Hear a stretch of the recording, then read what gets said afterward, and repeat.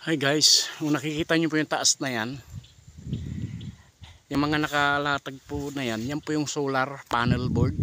Yan po yung Mount Bagang. Yan po. Dito po ako dumaan sa Tayak or Bengbeng na tinatawag nila. Dito po kami kumukuha nung araw ng salagupang. Yung one of the exotic food of the Ilocano food. Dito po sa San Marcelino, Santa Fe, Zambales.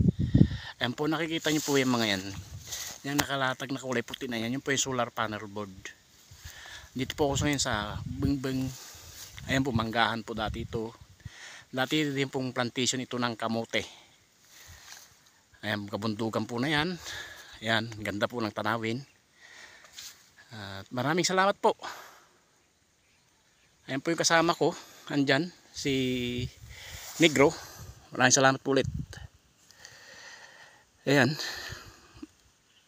napakaganda po dito. Ayan, solar po yan, oh. Ayan yan. Okay po, gandang hapon po sa inyong lahat.